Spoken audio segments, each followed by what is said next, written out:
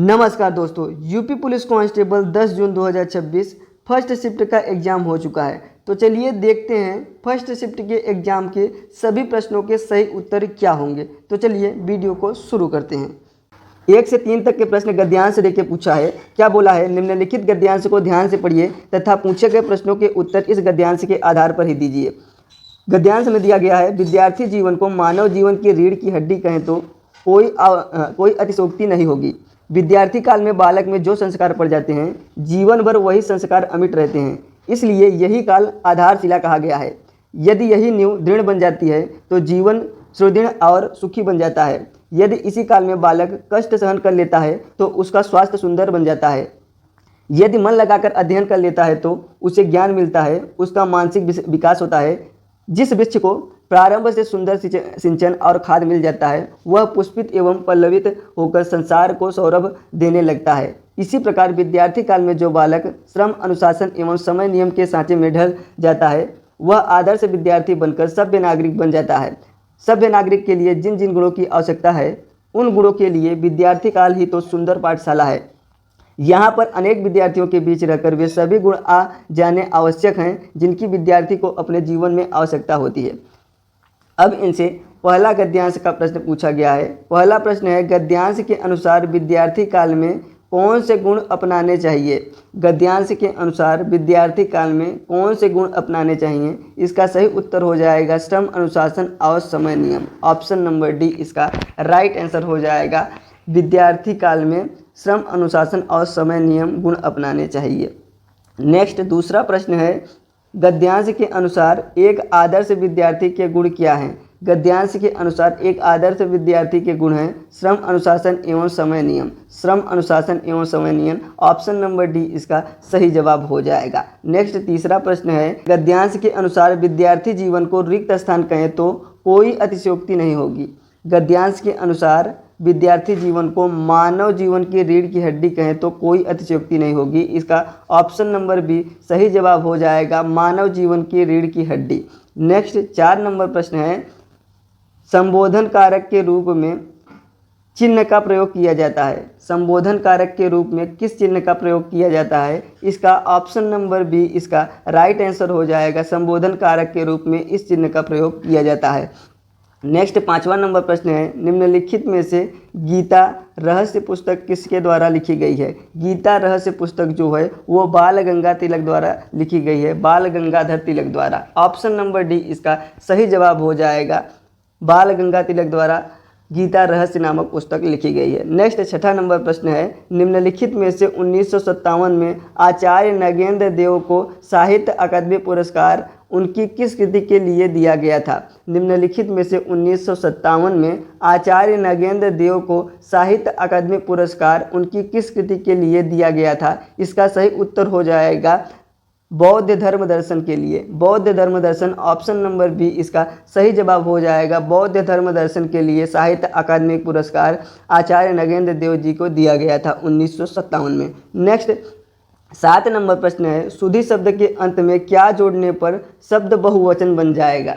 सुधि शब्द में क्या जोड़ने पर शब्द बहुवचन बन जाएगा? इसका option number B right answer हो जाएगा। सुधि शब्द में गण शब्द जोड़ देंगे तो वह बहुवचन बन जाएगा। ऑप्शन नंबर बी इसका सही जवाब हो जाएगा। अगला 8 नंबर प्रश्न है, निम्नलिखित वाक्यों में से किस वाक्य में विशेषण का प्रयोग नहीं हुआ है? निम्नलिखित वाक्यों में से किस वाक्य में विशेषण का प्रयोग नहीं हुआ है? इसका सही जवाब है बच्चों ने गाना गाया। बच्चों ने गाना गाया, इसमें विशेषण का प्रयोग नहीं हुआ है। इसका ऑप्शन नंबर ए इसका सही जवाब हो जाएगा।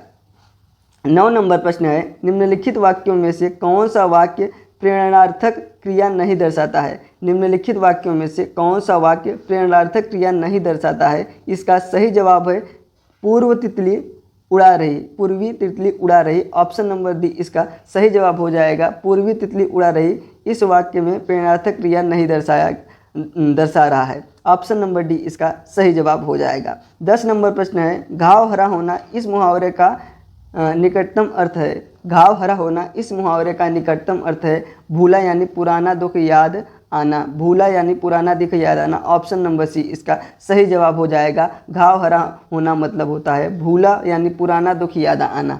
नेक्स्ट 11 नंबर प्रश्न है, प्रत्यक्ष शब्द के लिए उपयुक्त विलोम शब्द का चयन कीजिए। प्रत्यक्ष शब्द के लिए उपयुक्त विलोम शब्द होता है परोक्ष। परोक्ष प्रत्यक्ष शब्द का विलोम शब्द होता है। ऑप्शन नंबर बी इसका सही जवाब हो जाएगा। 12 नंबर प्रश्न है, पो धन अन किस स्वर संधि का उदाहरण है? पो धन अन जो है यह अयादि संधि का उदाहरण है। ऑप्शन नंबर डी इसका सही जवाब हो जाएगा। ऑप्शन नंबर डी इसका सही जवाब हो जाएगा। पो धन अन जो है अयादि संधि का उदाहरण है। 13 नंबर प्रश्न है, जहाँ कोई न रहता हो के लिए उचित शब्द बताएं। जहाँ कोई न रहता है उसके लिए बोला जाता है निर्जन। निर्जन ऑप्शन नंबर डी इसका राइट आंसर हो जाएगा। 14 नंबर प्रश्न है, निम्नलिखित में से कौन सा शब्द विशेषण है? निम्नलिखित में से कौन सा शब्द विशेषण है? सुगंधित। सुगंधित शब्द जो है यह विशेषण शब्द है। ऑप्शन नंबर सी इसका सही जवाब हो जाएगा। सुगंधित शब्द जो है वह विशेषण शब्द है। ऑप्शन नंबर सी इसका राइट आंसर हो जाएगा। 15 नंबर प्रश्न है, निम्नलिखित में से साकेत किसके द्वारा रचित महाकाव्य है? साकेत जो है यह मैथिली शरण गुप्त जी द्वारा लिखा गया महाकाव्य है। ऑप्शन नंबर सी इसका राइट आंसर हो जाएगा। साकेत जो है मैथिली शरण गुप्त जी द्वारा लिखा गया महाकाव्य है। नेक्स्ट 16 नंबर प्रश्न है, डोरे डालना मुहावरे का अर्थ निम्न में से क्या है? डोरे डालना मतलब कि प्रेम में फंसाना। प्रेम में फंसाना ऑप्शन नंबर डी इसका राइट आंसर हो जाएगा। डोरे डालना मतलब प्रेम में फंसाना, इस मुहावरे का अर्थ ऑप्शन नंबर डी हो जाएगा। प्रत्येक शब्द में कौन सा उपसर्ग है? प्रत्येक शब्द में कौन सा उपसर्ग है? इसका ऑप्शन नंबर ए इसका राइट आंसर हो जाएगा। प्रत्येक शब्द में जो है वह प्रति उपसर्ग है। प्रति उपसर्ग ऑप्शन नंबर ए इसका राइट आंसर हो जाएगा। प्रत्येक शब्द में जो है वह प्रति उपसर्ग लगा हुआ है। 18 नंबर प्रश्न है, जयशंकर प्रसाद बहुत बड़े नाटककार थे, उन्होंने रिक्त स्थान नाटक की रचना की। जयशंकर प्रसाद जी ने जो है अजातशत्रु नाटक की रचना की थी। अजातशत्रु ऑप्शन नंबर ए इसका सही जवाब हो जाएगा। अजातशत्रु नाटक की रचना जयशंकर प्रसाद जी ने किया था। 19 नंबर प्रश्न है, निम्नलिखित में से कौन सा चिन्ह पुनरुक्ति व लाघव को दर्शाता है? निम्नलिखित में से कौन सा चिन्ह पुनरुक्ति व लाघव को दर्शाता है? इसका ऑप्शन नंबर डी सही जवाब हो जाएगा। Double comma option number D इसका सही जवाब हो जाएगा। भील का स्त्रीलिंग है। भील का स्त्रीलिंग होता है। भील का स्त्रीलिंग होता है जो वो भिलानी होता है। भील का स्त्रीलिंग जो है भिलानी होता है। ऑप्शन नंबर डी इसका सही जवाब हो जाएगा।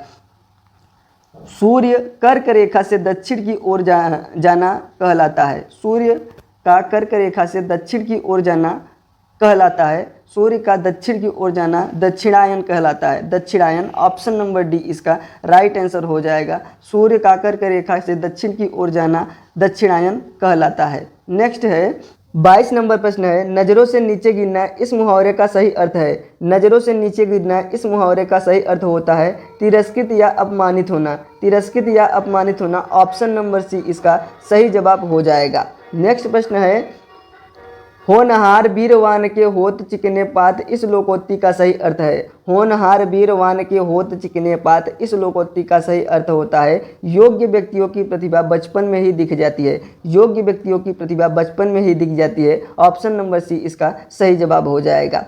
24 नंबर प्रश्न है, निम्नलिखित में से किस विकल्प के दोनों शब्द आपस में पर्यायवाची हैं? निम्नलिखित में से किस विकल्प के दोनों शब्द आपस में पर्यायवाची हैं? इसका सही उत्तर है वही हुतासन। ऑप्शन नंबर ए इसका सही जवाब हो जाएगा। ऑप्शन नंबर ए इसका सही जवाब हो जाएगा। नेक्स्ट 25 नंबर प्रश्न है, कबूतर शब्द का स्त्रीलिंग बदलिए। कबूतर शब्द का स्त्रीलिंग बदलेंगे तो इसको कबूतरी बोला जाएगा। कबूतरी ऑप्शन नंबर सी इसका सही जवाब हो जाएगा। कबूतर शब्द का जब लिंग बदलेंगे कबूतरी बोला जाएगा। नेक्स्ट 26 नंबर प्रश्न है, नीचे दिए गए विकल्पों में से कौन सा वाक्य समुच्चय बोधक अव्यय दर्शाता है? निम्नलिखित में दिए गए विकल्पों में से कौन सा वाक्य समुच्चय बोधक अव्यय दर्शाता है? इसका सही उत्तर है स्वास्थ्य का ध्यान रखो अन्यथा बीमार हो जाओगे। स्वास्थ्य का ध्यान रखो अन्यथा बीमार हो जाओगे। ऑप्शन नंबर सी जो है यह अव्यय दर्शाता है। अव्यय दर्शाता है, समुच्चय बोधक अव्यय दर्शाता है। ऑप्शन नंबर सी इसका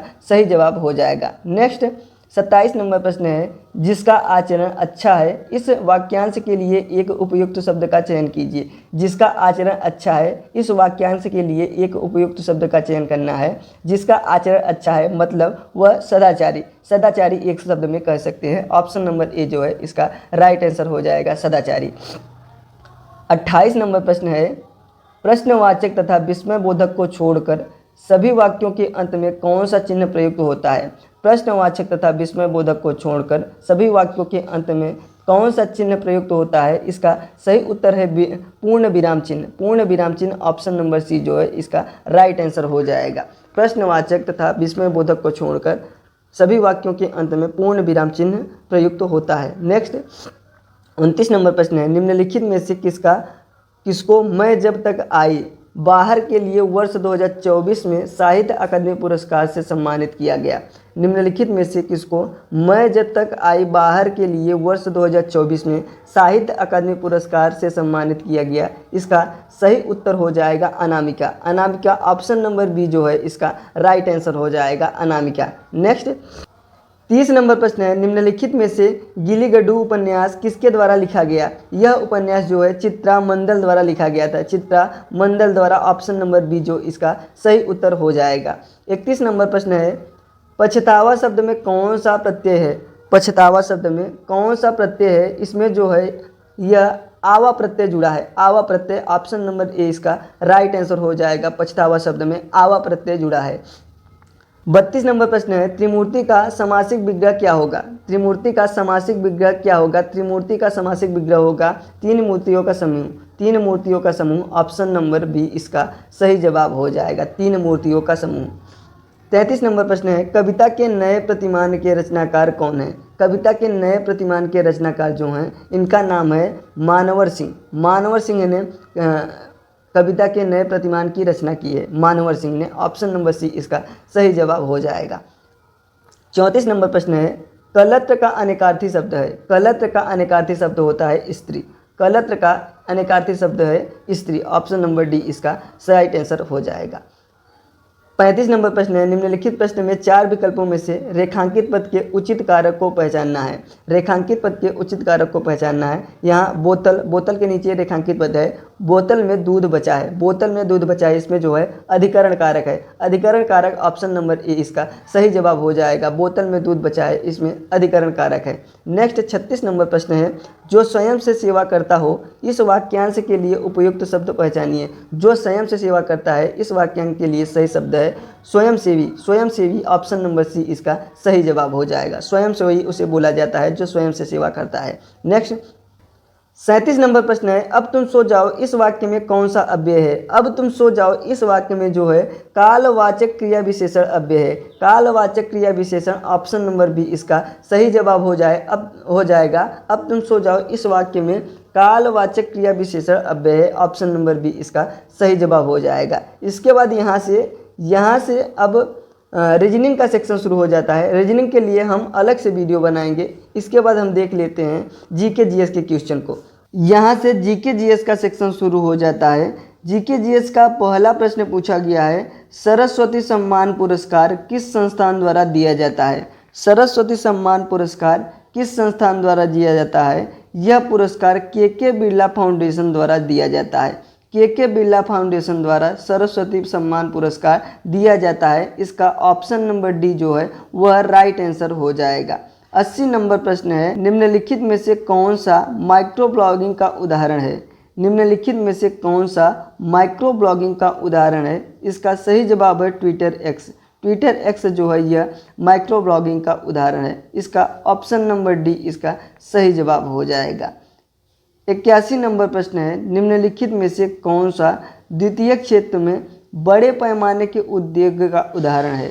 निम्नलिखित में से कौन सा द्वितीय क्षेत्र में बड़े पैमाने के उद्योग का उदाहरण है। इसका सही जवाब है कारखाने और मिलें। कारखाने और मिलें यह द्वितीय क्षेत्र के बड़े पैमाने के उद्योग का उदाहरण है। इसका ऑप्शन नंबर सी जो है यह सही जवाब हो जाएगा।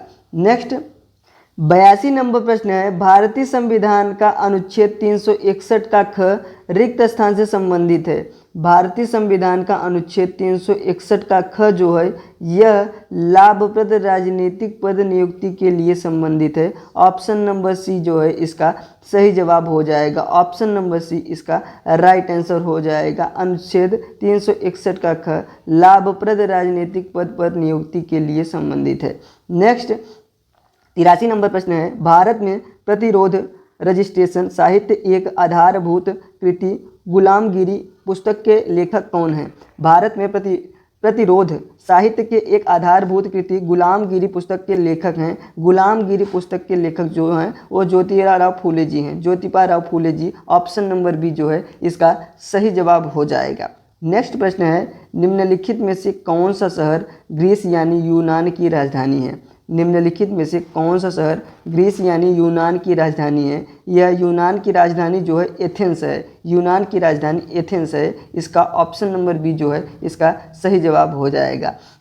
नेक्स्ट 85 नंबर प्रश्न है, प्रकृति में कितने मूलभूत बल मौजूद हैं? प्रकृति में कितने मूलभूत बल मौजूद हैं? प्रकृति में कुल 4 मूलभूत बल मौजूद हैं। 4, ऑप्शन नंबर ए है जो इसका सही जवाब हो जाएगा। 4 मूलभूत बल मौजूद हैं प्रकृति में। नेक्स्ट है 86 नंबर प्रश्न है, निम्नलिखित में से कौन से उत्पाद मूंज घास से बने होते हैं और पारंपरिक रूप से उत्तर प्रदेश के सुल्तान जिले से जुड़े हैं?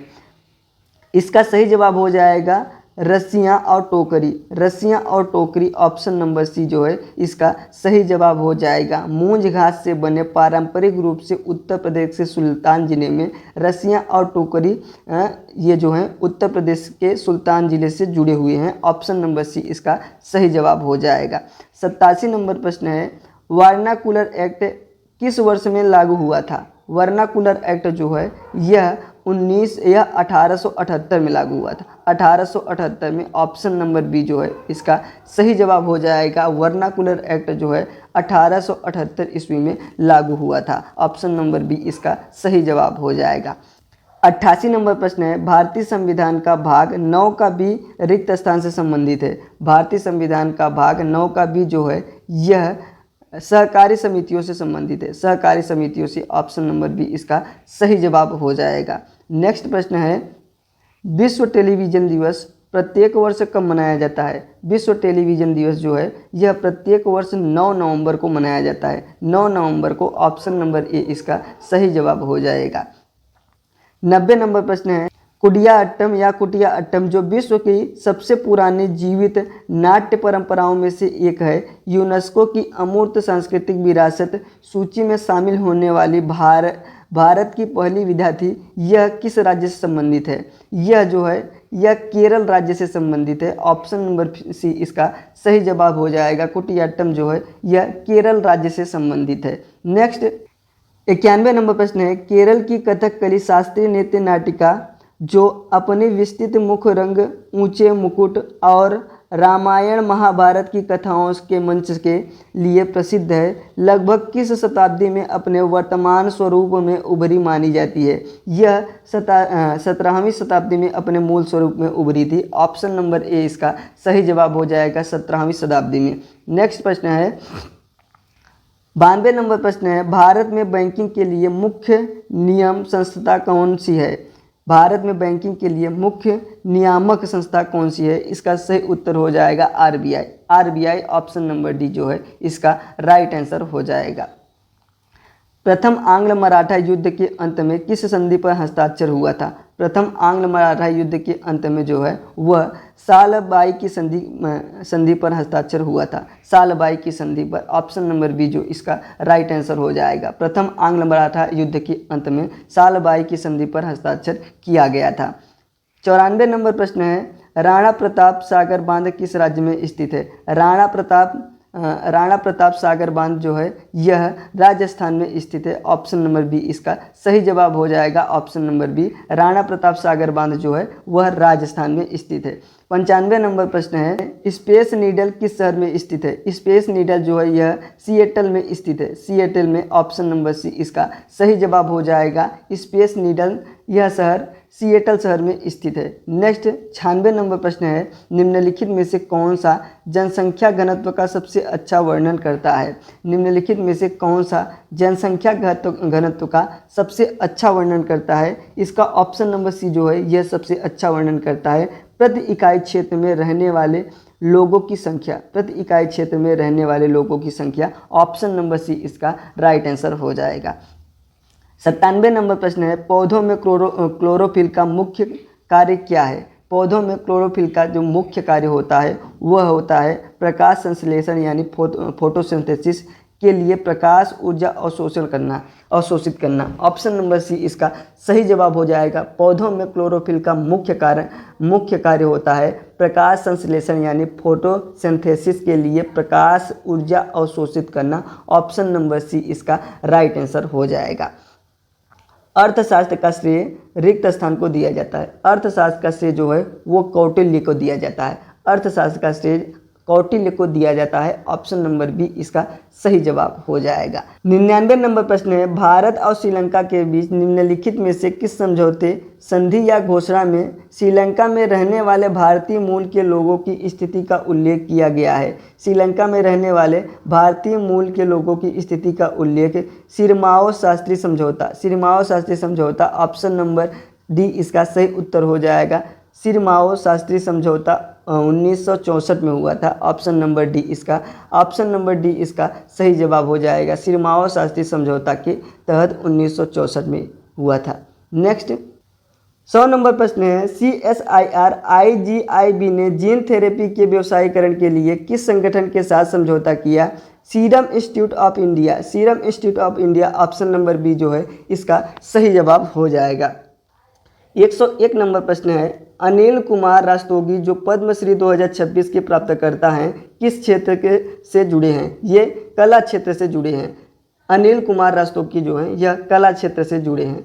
नेक्स्ट 102 नंबर प्रश्न है, 23 मार्च 2024 तक ऑपरेशन संकल्प के अंतर्गत भारतीय नौसेना ने कितने घटनाओं पर कार्रवाई की है? भारतीय नौसेना ने टोटल 18 घटनाओं पर कार्रवाई की है। ऑप्शन नंबर ए इसका सही जवाब हो जाएगा। नेक्स्ट 103 नंबर प्रश्न है, BCCI नमन पुरस्कार 2026 में 2024 से 25 के लिए सर्वश्रेष्ठ अंतर्राष्ट्रीय पदार्पण पुरुष पुरस्कार से किसे सम्मानित किया गया है? हर्षित राणा को सम्मानित किया गया है। ऑप्शन नंबर डी इसका राइट आंसर हो जाएगा। जल महोत्सव 2026 का आयोजन किस विभाग मंत्रालय द्वारा किया गया था? जल महोत्सव 2026 का आयोजन जो है वह पेयजल और स्वच्छता विभाग द्वारा किया गया था। पेयजल और स्वच्छता विभाग द्वारा। ऑप्शन नंबर डी इसका सही जवाब हो जाएगा। 105 नंबर प्रश्न है, द फॉरेस्ट आई नो के कवि को पहचानिए। द फॉरेस्ट आई नो के कवि को पहचानिए। इसका सही उत्तर हो जाएगा कला रमेश। कला रमेश द फाइनो आई नो के कवि यानी लेखक हैं। नेक्स्ट प्रश्न है, 106 नंबर प्रश्न है, जल संरक्षण के लिए कौन सी सिंचाई विधि सबसे अच्छी है? जल संरक्षण के लिए जो सबसे अच्छी विधि होती है वह ड्रिप सिंचाई होती है। ड्रिप सिंचाई ऑप्शन नंबर बी इसका सही जवाब हो जाएगा। जल संरक्षण के लिए सबसे अच्छी सिंचाई विधि ड्रिप सिंचाई विधि होती है। 107 नंबर प्रश्न है, एटोमियम किस शहर में स्थित है? एटोमियम जो है वह ब्रुसेल्स में स्थित है। ऑप्शन नंबर ए इसका सही जवाब हो जाएगा। 108 नंबर प्रश्न है, निम्नलिखित में से किस प्राकृतिक संसाधन का उपयोग गैसोलीन बनाने के लिए किया जाता है? गैसोलीन बनाने के लिए पेट्रोलियम का उपयोग किया जाता है। ऑप्शन नंबर सी इसका सही जवाब हो जाएगा। 109 नंबर प्रश्न है, भारत में किसका जन्मदिन शिक्षक दिवस के रूप में मनाया जाता है? भारत में किसका जन्मदिन शिक्षक दिवस के रूप में मनाया जाता है? शिक्षक दिवस के रूप में डॉक्टर सर्वपल्ली राधाकृष्णन का जन्मदिन शिक्षक दिवस के रूप में मनाया जाता है। भारत में राष्ट्रीय आवास बैंक की स्थापना किस वर्ष हुई थी? भारत में राष्ट्रीय आवास बैंक की स्थापना जो है वह 1988 में की गई थी। 1988 में। ऑप्शन नंबर बी इसका सही जवाब हो जाएगा। नेक्स्ट प्रश्न है, कुंडला बांध भारत के किस राज्य में स्थित है? कुंडला बांध जो है वह भारत के केरल राज्य में स्थित है। भारत के केरल राज्य में। ऑप्शन नंबर सी इसका सही जवाब हो जाएगा। नेक्स्ट प्रश्न है, तमिलनाडु के किस हवाई अड्डे को मार्च 2026 में केंद्रीय मंत्रालय द्वारा अंतर्राष्ट्रीय हवाई अड्डे का दर्जा दिया गया? अंतर्राष्ट्रीय हवाई अड्डे का दर्जा जो है वह मदुरई हवाई अड्डे को दिया गया है। ऑप्शन नंबर ए इसका सही जवाब हो जाएगा। तो साथियों ये थे आज के पेपर के सबसे सटीक और प्रमाणित उत्तर। उम्मीद है इस एनालिसिस से आपको अंदाज़ा मिल गया होगा आपका स्कोर कितना रहने वाला है। आपका कितना स्कोर बन रहा है मुझे कमेंट बॉक्स में लिखकर ज़रूर बताइएगा। उत्तर प्रदेश पुलिस भर्ती की परीक्षा से जुड़ी हर छोटी बड़ी अपडेट और आगे की तैयारी के लिए अपने चैनल लर्नोवा को सब्सक्राइब जरूर करें। मिलते हैं नेक्स्ट वीडियो में। जय हिंद।